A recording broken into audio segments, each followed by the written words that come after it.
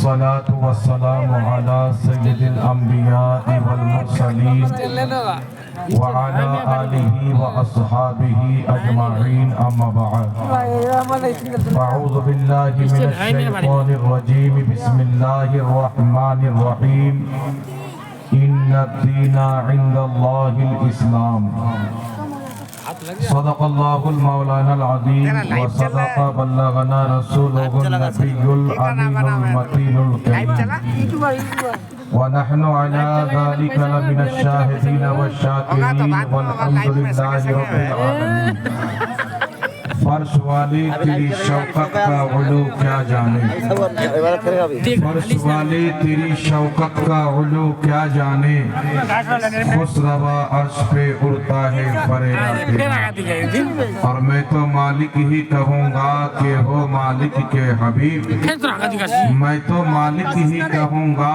कि हो मालिक के हबीब यानी महबूब व मुहिब में नहीं मेरा तेरा अल्हम्दुलिल्लाह समस्त तारीफ व प्रशंसा गुणगान মহান রব্বুল আলামিন ওয়াহদাহু লা শারীকের জন্য একক অমন যে আল্লাহ ব্যতীত কেউ ইবাদতের যোগ্য নয় যে আল্লাহ ব্যতীত কেউ সাজদা পাওয়ার যোগ্য নয় যে মহান রব্বুল আলামিনের জাত ও সিফাতে কোন রকমের কোন শরীক বা অংশীদার নাই যিনি আমাকে আপনাকে কুল কায়নাতকে সৃষ্টি করেছেন এবং তার সৃষ্টির মধ্যে মানব জাতিকে সর্বশ্রেষ্ঠ বানিয়েছেন যে রব্বে কায়নাত নিজের দয়াতে নিজের মেহেরবানিতে তার আখেরি নবী সাল্লাল্লাহু আলাইহি ওয়াসাল্লামের আমাকে আপনাকে উম্মত বানিয়েছেন তাই আমরা সকলে অন্তরস্থল থেকে মহান রব্বুল আলামিনের শুকরিয়া আদায় করি সকলে পাঠ করি আলহামদুলিল্লাহ আলহামদুলিল্লাহ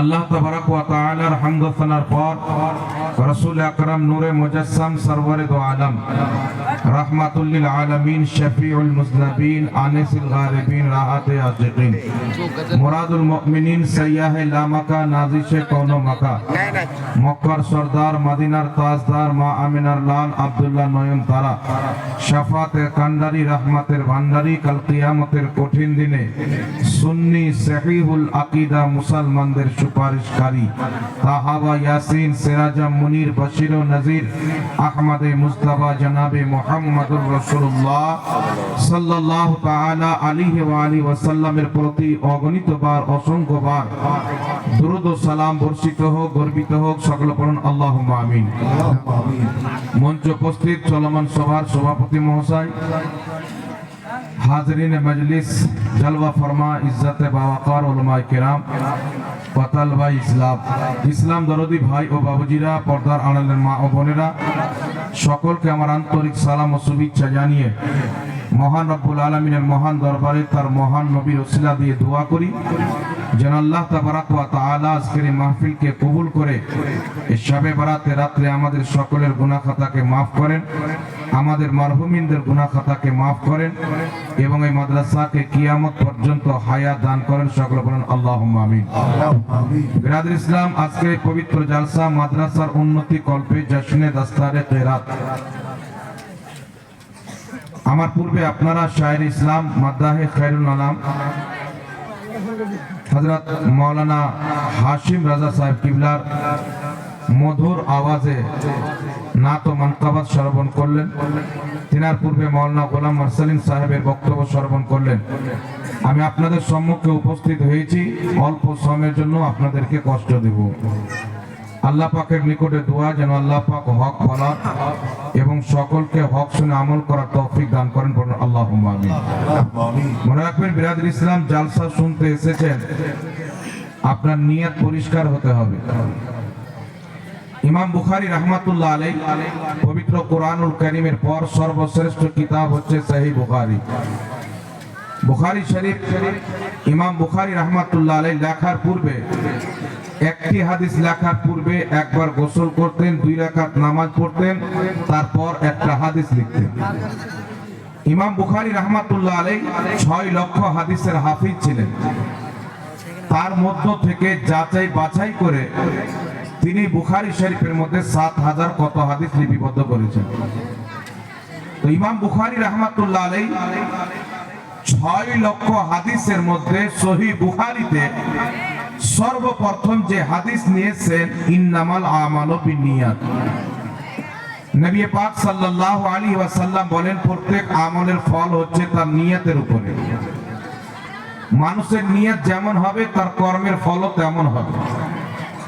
জালসা শুনতে এসেছেন, আপনার নিয়ত হওয়া উচিত আমি উলামায়ে কিরামের জবান দিয়ে যে কোরআন ও হাদিসের আলোচনা শুনবো তার প্রতি আমল করব।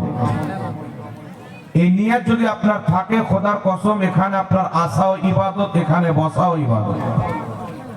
ইমাম ফখরুদ্দিন রাজি রাহমাতুল্লাহ আলাইহি তাফসীরে কবিরের মধ্যে হাদিস এনেছেন, আর অসংখ্য কিতাবের মধ্যে হাদিস রয়েছে।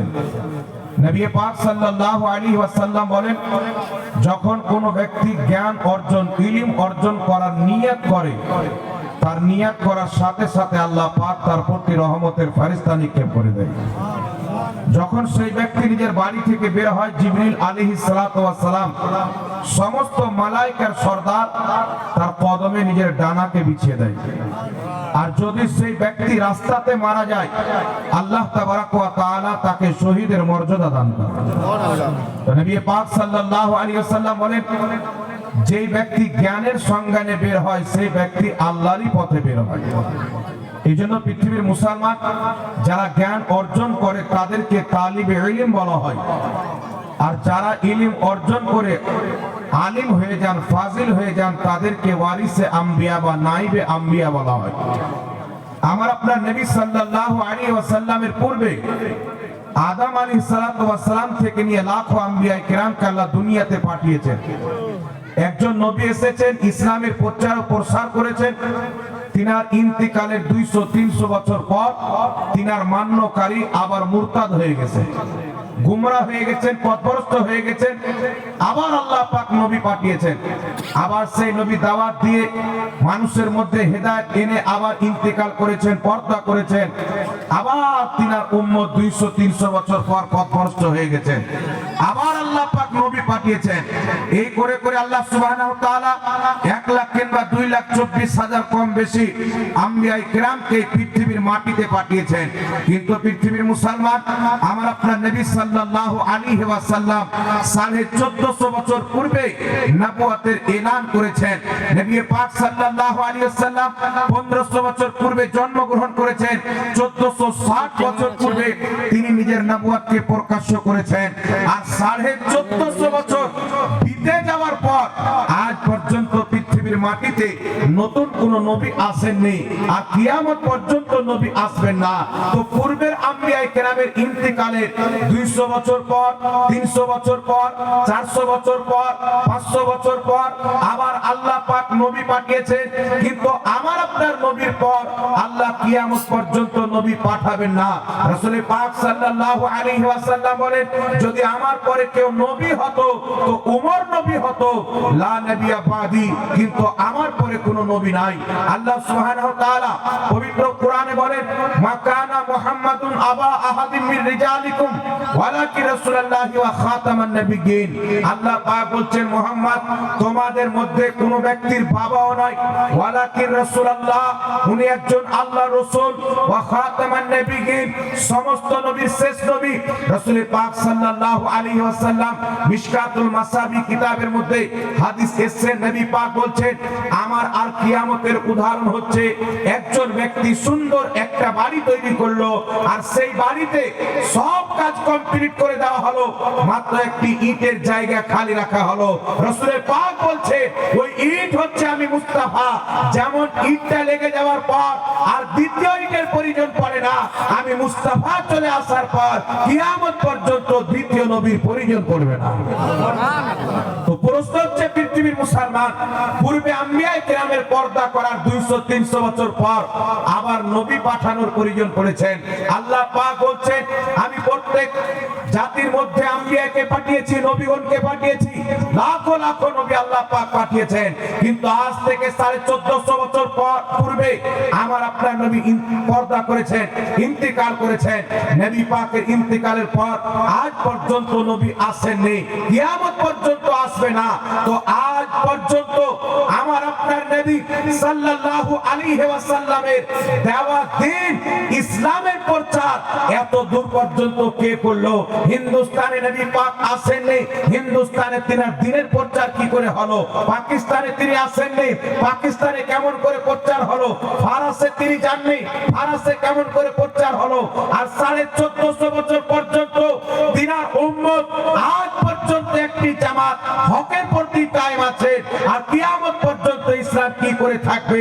নবী যদি না আসে মানুষকে হেদায়েতের কে পথ দেখাবে? তো আমার আপনার নবী 1450 বছর পূর্বে বলেছেন যে আমার পরে কিয়ামত পর্যন্ত কোন নবী আসবেন না, আলিমে দ্বীনের মাধ্যমে আল্লাহ ইসলামকে কায়েম রাখবেন, উলামায়ে কিরামের মাধ্যমে ইসলামকে কায়েম রাখবেন। এইজন্য পৃথিবীর মুসলমান যদি ইসলামের প্রতি কোনো আক্রমণ হয়, জবাব উলামায়ে কিরাম দিবেন। মাসলা মাসাইল প্রতি কিতাব উলামায়ে কিরাম লিখেছেন, কোরআন পাকের তাফসীর আলিমে দ্বীন লিখেছেন। আপনার জীবনের মাসলা মাসাইল, 5 ওয়াক্তের নামাজ আল্লাহ পাক আপনার প্রতি ফরজ করেছেন, এটা উলামায়ে কিরাম বারবার আপনাদেরকে বলছেন। শরাব পান করা হারাম, জুয়া খেলা হারাম, আল্লাহ পাক সুদ খাওয়া হারাম করেছেন, এই বার্তা আপনাদেরকে আলিমরা শোনাচ্ছেন। এই পৃথিবীর মুসলমান যেটা আল্লাহ আল্লাহ রাসূলের বার্তা ছিল, আজ যদি মসজিদে কিছু নামাজি দেখতে পাওয়া যায় উলামায়ে কিরামের বলার জন্য পাওয়া যাচ্ছে। আজ যদি কিছু মানুষ সুদ থেকে বেঁচে থাকে, আলিম উলামার কারণে বেঁচে আছে। যদি আলিম শেষ হয়ে যায় মানুষের মুরতাদ হতে 1 সেকেন্ড টাইম লাগবে না, মানুষের কাফির হতে 1 সেকেন্ড টাইম লাগবে না। ধর্মের ব্যাপারে বলনেওয়ালা যদি না থাকে, আল্লাহর পরিচয় করানেওয়ালা না থাকে, নবীর মহব্বত যদি আপনার মধ্যে ভরনেওয়ালা আলেম যদি দুনিয়াতে না থাকে, আপনার ঈমান কি করে বাঁচবে?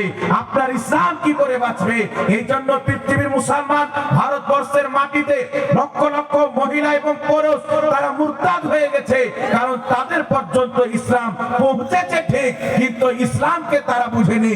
এই জন্য নবী পাক সাল্লাল্লাহু আলাইহি ওয়াসাল্লাম 1450 বছর পূর্বে মুজামুল আওসাত কিতাবের মধ্যে হাদিসে রাসূল পাক ইরশাদ করেছেন, হয় তুমি আলিম হও, নচেত তালিবে ইলম হও, নচেত আলিমের সঙ্গী হয়ে যাও, নচেত আলিমকে মহব্বত করনেওয়ালা হও।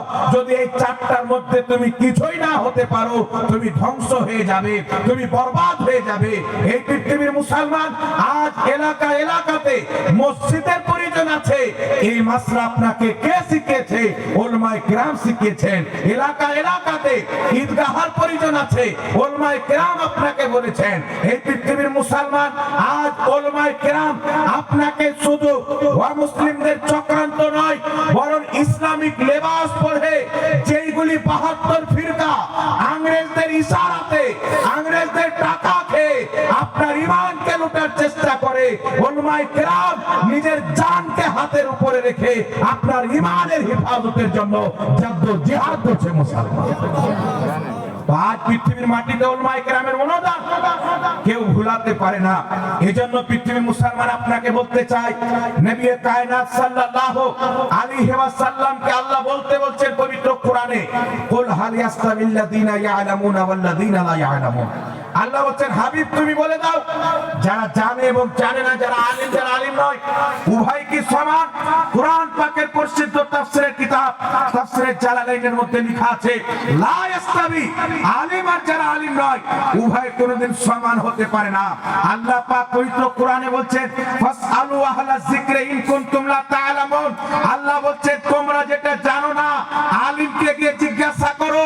তালাকের যদি মাসলা হয় আলিমকে জিজ্ঞাসা করো, নামাজের যদি মাসলা হয় আলিমকে জিজ্ঞাসা করো, আকীদার মাসলা হয় আলিমকে জিজ্ঞাসা করো। যারা সব সময় আলিমকে নিজের রাহনুমা মনে করবে তারা কোনোদিন পথভ্রষ্ট হবে না, ঈমান নিয়ে দুনিয়া থেকে বিদায় নেবে।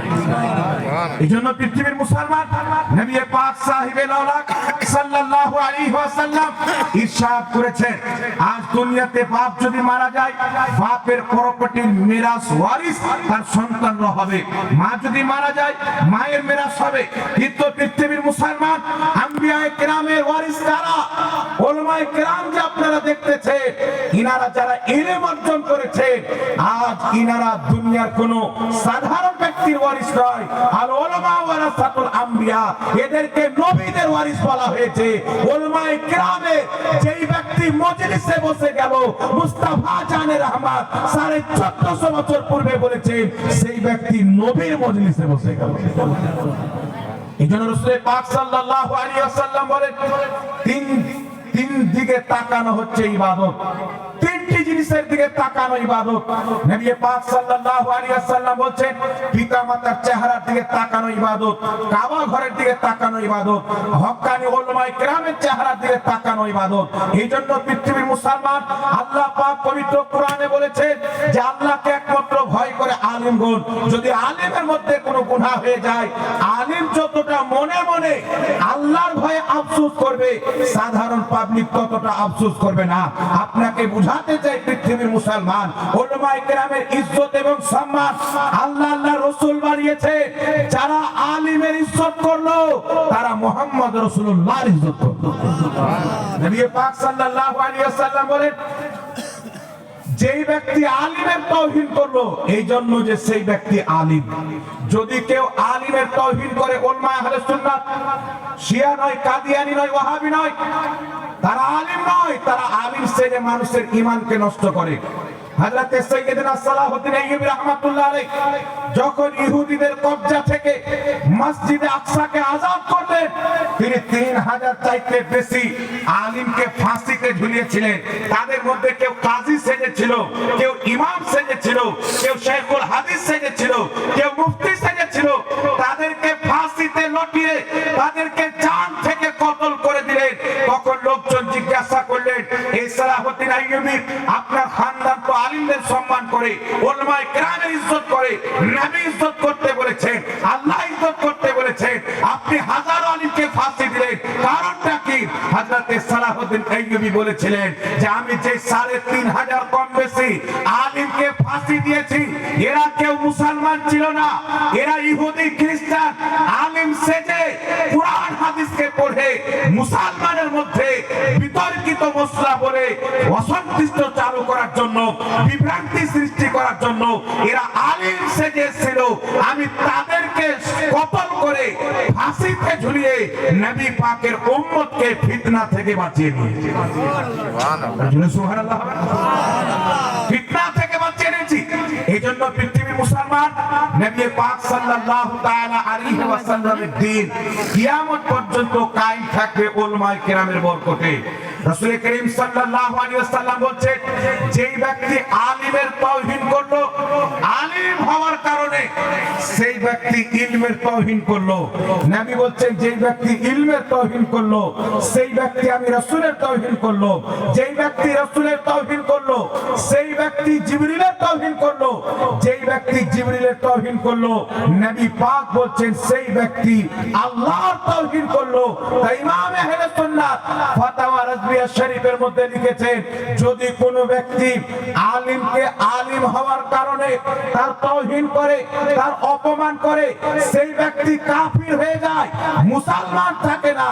এজন্য পৃথিবীর মুসলমান কোন আলিমের আলিম হওয়ার কারণে অপমান করা, এটা শরীয়তে কুফর বলা হয়েছে। কেউ যদি ব্যক্তিগত দ্বন্দ্বের জন্য, ব্যক্তিগত ঝামেলার জন্য কোন আলিমের সঙ্গে ঝগড়া করে নিয়ে গালি দিয়ে দেয়, অসম্মান করে দেয়, এটা কঠোর ভাবে শরীয়তে হারাম বলা হয়েছে, কবিরা গুনাহ বলা হয়েছে। আর যদি আলিম হওয়ার কারণে ছোট নজরে দেখে, তার অপমান করে, তার তাওহীন করে, আলিম হওয়ার কারণে গালি দেয়, তাহলে সেই ব্যক্তি আর মুসলমান থাকে না, কাফির হয়ে ইসলাম থেকে বেরিয়ে যায়। কারণ আলিমের তাওহীন করা কুরআন হাদিসের ইলমের তাওহীন করা। এই জন্য পৃথিবীর মুসলমান আজ আলহামদুলিল্লাহ আপনারা এই মাদ্রাসার বাগান সাজিয়েছেন। আজকে 10টা ছেলে কারিল পাগড়ি পেল, কালকে আবার আলিম হবে ভবিষ্যতে। এদের মাধ্যমে বিভিন্ন জায়গা থেকে এরা দ্বীনের খিদমত করবে। তো আপনার যে মাদ্রাসা আছে, এই মাদ্রাসা হলো আলিম তৈরি করার ফ্যাক্টরি। যদি ফ্যাক্টরি বন্ধ হয়ে যায়, সামান তৈরি হওয়া বন্ধ হয়ে যাবে। মাদ্রাসা যদি বন্ধ হয়ে যায়, মাদ্রাসা যদি দুর্বল হয়ে যায়, আলিম দুর্বল হয়ে যাবে, শিক্ষা দুর্বল হয়ে যাবে। যখন ভালো আলিম তৈরি হবে না, আর ইলমের তৈরি হওয়ার ফ্যাক্টরি মাদ্রাসা বন্ধ হয়ে যাবে, আপনাকে দিনের কথা বললে বলা কেউ থাকবে না।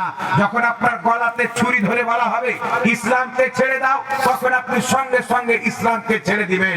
আপনার সন্তানকে কিডন্যাপ করে বলা হবে ইসলাম ছেড়ে দাও, তোমার সন্তান ফিরিয়ে দিব, আপনি ইসলামকে ছেড়ে দিবেন। কিন্তু যদি আপনার মধ্যে ধর্মের জ্ঞান থাকে, ইসলামের বোঝ থাকে, তো আপনি নিজের জান তো দিতে পারেন, মুস্তাফার দেওয়া ঈমান কোনোদিন দিতে পারবেন না। হযরত বিলাল রাদিয়াল্লাহু তাআলা আনহু যখন নবী পাকের কালেমা পাঠ করলেন, তিনাকে কত রকমের আঘাত দেওয়া হয়েছিল, চাবুকে মেরে শরীরের চামড়াকে চিরে দেওয়া হয়েছিল, গরম পানিতে তিনাকে গড়িয়ে গড়িয়ে মারা হতো। বলা হচ্ছিল বেলাল, এক আল্লাহকে ছেড়ে দাও, মুহাম্মদ সাল্লাল্লাহু আলাইহি সাল্লামের দ্বীনকে ছেড়ে দাও, তুমি মূর্তির পূজা করতে লাগো, লাতের পূজা করো, মানাতের পূজা করো, তোমাকে রিহাই দেওয়া হবে, পুরস্কৃত করা হবে। হযরতে বেলাল বলেছিলেন আমি আমার জীবন দিতে পারি, মুস্তাফার দেওয়া ঈমান দিতে পারি। জঙ্গে বদরের মাটিতে সাহাবা নিজের জীবন দিয়েছেন ইসলামকে প্রতিষ্ঠিত করার জন্য। খান্দাকের ময়দানে সাহাবা গর্দান কাটিয়েছেন ইসলামকে প্রতিষ্ঠিত করার জন্য। উহুদ যে যুদ্ধে সাহাবায়ে কেরাম শাহাদাতের জাম পান করেছেন ইসলামকে প্রতিষ্ঠিত করার জন্য। এই জন্য পৃথিবীর মুসলমান যারা ঈমানের প্রতি অটল থেকে যদি কাউরি জীবন নিয়ে নেওয়া হয়, আল্লাহ পাক তাকে একাল নয় চিরকালের মতন জিন্দা করে দেয়। ওয়ালা তাকুলু লিমান ইউকতালু ফি সাবিলিল্লাহি আমওয়াত, যারা আল্লাহর রাস্তাতে মরে যায়, শহীদ হয়ে যায়, নিহত হয়ে যায়, আল্লাহ বলছেন তাদেরকে মুর্দা বলিও না, বাল্লাহিয়াউন, তারা জিন্দা, আর কবিরদের জন্য জিন্দা, কিয়ামত পর্যন্ত আল্লাহ তাদেরকে হায়াত দান করবেন। সুবহানাল্লাহ। এই জন্য পৃথিবীর মুসলমান বড় বড় সাহাবাদের জীবনকে কুরবান করেছেন। তবে আমাদের মধ্যে অনেক দুর্বলতা, খাস করে আহলে সুন্নাত ওয়াল জামাত, সুন্নি জামাতের মানুষের মধ্যে এমন চক্রান্ত করে আমাদের সাথে কিছু লোক রিশতেদারি করতে আরম্ভ করে, কুটুমদারি করতে আরম্ভ করে, আর আমাদের লোক ঈমান আকীদার কথা বুঝে না, বদ আকীদাদের সঙ্গে সম্পর্ক রেখে নিজের ঈমানকে দুর্বল করে ফেলে। এই পৃথিবীর মুসলমান কাকে বলে? যে আল্লাহ রাসূলের দুশমনকে নিজের দুশমন মনে করবে, আল্লাহ রাসূলের পক্ষের লোককে নিজের পক্ষের লোক মনে করবে, তাকে মুসলমান বলে। সহিহ বুখারীর মধ্যে হাদিস, নবী পাক সাল্লাল্লাহু আলাইহি সাল্লাম জিজ্ঞাসা করলেন, হে আমার সাহাবী, ইসলামের সবচাইতে উত্তম আমল কি? একজন সাহাবী বলছেন নামাজ, নবী পাক বলছেন না। আরেকজন বলছেন জিহাদ, নবী পাক বলছেন না। ইসলামের সর্বোচ্চ আমল হচ্ছে, নবী পাক বলছেন তুমি বন্ধুত্ব করো, কুটুমদারি করো, তো আল্লাহ রাসূলের জন্য, দুশমনি করো তো আল্লাহ রাসূলের জন্য। বন্ধুত্ব হবে আল্লাহ রাসূলের জন্য, দুশমনি হবে আল্লাহ রাসূলের জন্য। এই জন্য পৃথিবীর মুসলমান ইমাম বাইহাকী সংকলন করছে, হযরতে আবু উবাইদা বিন জাররাহ যুদ্ধের ময়দানে তিনার বাপ নবী পাকের বিপক্ষে এসেছিলেন, তাই তিনি নিজের বাপকে কতল করেছেন। আল্লাহ পাক পবিত্র কোরআনে বলছেন, ইয়া আইয়ুহাল্লাযীনা আমানু লা তাত্তাখিযু আবাআকুম ওয়া ইখওয়ানাকুম আউলিয়া ইলা আখিরিল আয়াত। আল্লাহ বলছেন, হে ঈমানদার, যদি তোমার আপন জন্মদাতা পিতা, যদি তোমার আপন ভাই ঈমান আনার পর, মুসলমান হওয়ার পর আল্লাহ বা তার রাসূলের বেয়াদবিকে পছন্দ করে, কুফরিকে পছন্দ করে, আল্লাহ বলছেন যদিও তোমার বাপ হয়, যদি তোমার ভাই হয়, তার সাথে তোমার সম্পর্ক রাখা চলবে না। সাহাবায়ে কেরাম বাপকে এমনি হত্যা করেনি। আজ পৃথিবীর মুসলমান, আমি আপনাকে বলতে চাই, ইবলিস 90 কোটি বছর ইবাদত করেছিল, আমার আপনার ইবাদত আছে। আমাদের ইবাদত কবুল কি কবুল হয় গ্যারান্টি আছে বাবা? আজকে আমি শাবে বারাতে রোজা রেখেছি, নেকির আশাতে তো রেখেছি, কবুল করবে কিনা সেটা আল্লাহর ব্যাপার, এটা আল্লাহ জানে। আপনি নামাজ পড়ছেন, কবুল হবে কিনা আল্লাহ জানে। তবে ইবলিসের 90 কোটি বছরের ইবাদত প্রত্যেকটা আল্লাহ সুবহানাহু ওয়া তাআলা কবুল করেছিলেন। যখন আদমকে আল্লাহ সৃষ্টি করলেন, তো ইবলিসকে আল্লাহ পাক তার ইবাদত কবুল করে জান্নাতের মধ্যে তাকে রেখেছিলেন। যখন চাইতো জান্নাতের মধ্যে যেত ফ্রি। ফারিস্তাদের তাকে শিক্ষক বানানো হয়েছিল। কিন্তু পৃথিবীর মুসলমান যখন আল্লাহ বললেন উসজুদু লি আদম, আদমকে সিজদা করো, ইবলিস আদমকে সিজদা করলো না। আল্লাহ পাক তাকে জিজ্ঞাসা করলেন, ইবলিস তুমি কেন সিজদা করলে না? তো ইবলিস বলেছিল, আল্লাহ আমাকে আগুন দিয়ে তৈরি করেছো আর আদমকে তুমি মাটি দিয়ে তৈরি করেছো। আমি আদম চাইতে উত্তম, আমি উত্তম হয়ে আদমকে কি করে সিজদা করব? আল্লাহ তাবারাক ওয়া তাআলা কিয়ামত পর্যন্তকার জন্য তাকে অভিশাপ প্রাপ্ত বানিয়ে দিয়েছেন, তাকে কাফির বলে ঘোষণা করেছেন। আমি বলতে চাই পৃথিবীর মুসলমান, তার 90 কোটি বছরের ইবাদত তাকে কেন বাঁচাতে পারলেন না? তার হাজারো সাজদা তাকে বাঁচাতে কেন পারলো না? ফারিস্তাদের শিক্ষকতা কেন বাঁচাতে পারলো না? এই জন্য বাঁচাতে পারলো না যে তার মধ্যে ইবাদত তো ছিল, নবীর আদব ছিল না। আল্লাহর নবী আদমের সম্মান ছিল না। এই জন্য ইমাম কাজী আয়াজ রাহমাতুল্লাহ আলাইহি আশ-শিফা কিতাবের মধ্যে লিখতেছে, যদি কোনো ব্যক্তি নবী পাকের জুতো মুবারককে জুতুয়া বলে দেয়, ও কাফির হয়ে যায়। নবীর জুতোর বেয়াদবি করলে কাফির। রাসূলুল্লাহ সাল্লাল্লাহু আলাইহি ওয়াসাল্লামের চুলকে কেউ যদি চুলওয়া বলে বেয়াদবি করে, সেই ব্যক্তি কাফির। তো নবীর জুতোর বেয়াদবি করনে वाला যদি কাফির হয়, তো নবী মুস্তাফার বেয়াদবি করনে वाला মুসলমান কি করে হবে? কথা বলেন, নবীর বেয়াদবি করনে वाला মুসলমান কি করে হবে? মনে রাখবেন পৃথিবীর মুসলমান, আজকের সলিমউদ্দিন কলিমউদ্দিনের পিছে নামাজ পড়নে वाला কোন কথা? আমি আপনার সম্মুখে 3টি হাদিস শোনাতে চাই, একটু লক্ষ্য করে শুনেন। ইমাম জালালউদ্দিন সিউতি রাহমাতুল্লাহ আলাইহি নিজের কিতাব তাফসিরে দুররে মানসুরে হাদিসটি উল্লেখ করেছেন। ইমাম ইবনে কাসির রাহমাতুল্লাহ আলাইহি তাফসিরে ইবনে কাসিরে হাদিসটিকে উল্লেখ করেছেন। আমার আপনার নবী সাল্লাল্লাহু আলাইহি সাল্লামের যুগে দুইজন ব্যক্তি হযরতে উমর ফারুক রাদিয়াল্লাহু তাআলা আনহুর নিকটে গেলেন।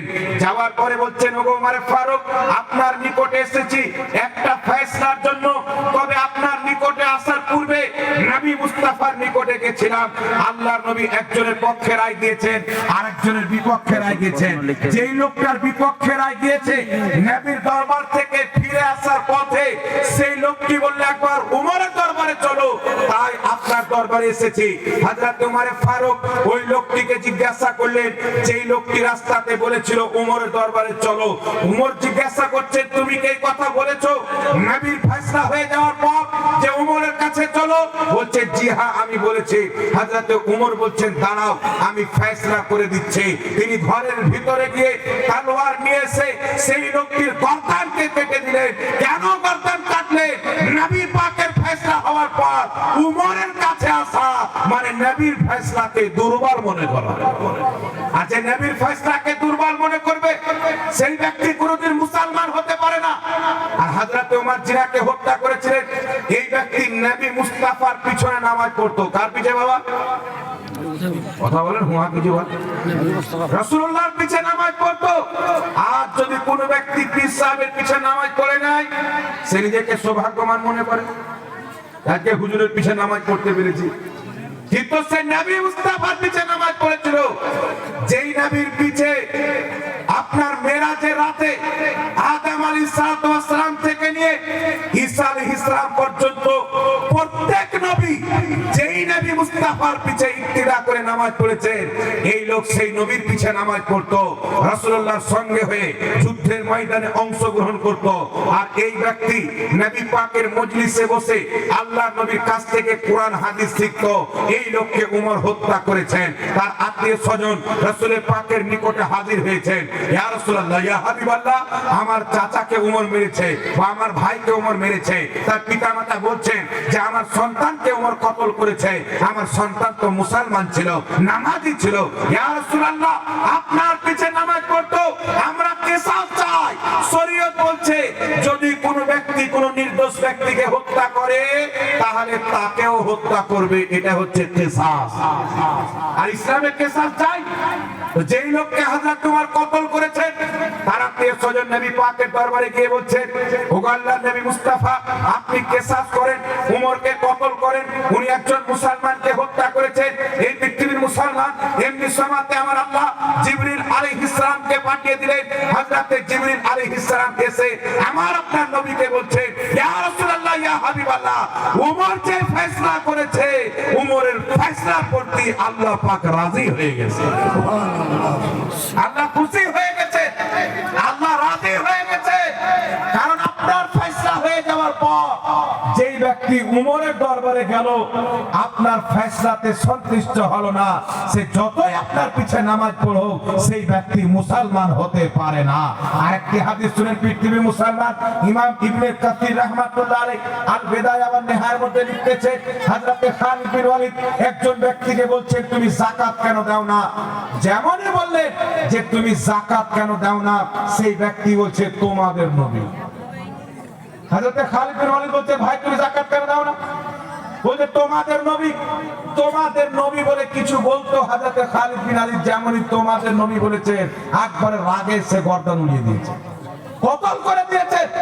গোটা এলাকাতে খবর হয়ে গেল, মদিনাতে খবর আসলো। ওই সময়তে হযরত আবু বকর সিদ্দিক রাদিয়াল্লাহু তাআলা আনহু উনি মদিনা শরীফে নবী পাকের খেলাফতের চেয়ারে বসেছিলেন, মুসলমানদের প্রথম খলিফা ছিলেন।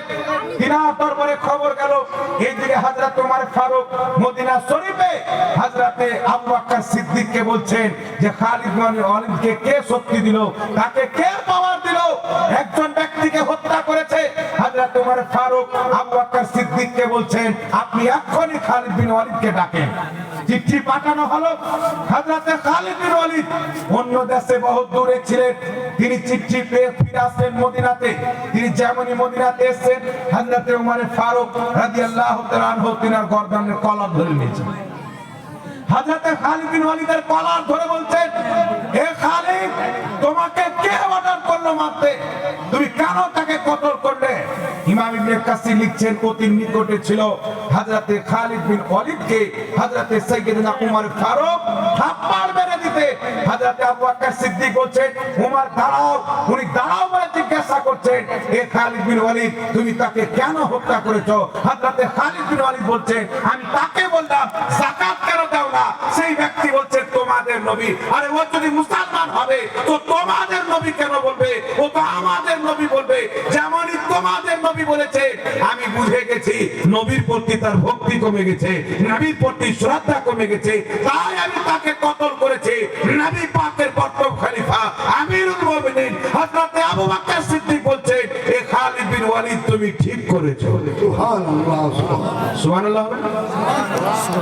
খালিদ বিন ওয়ালিদ তুমি ঠিক করেছো।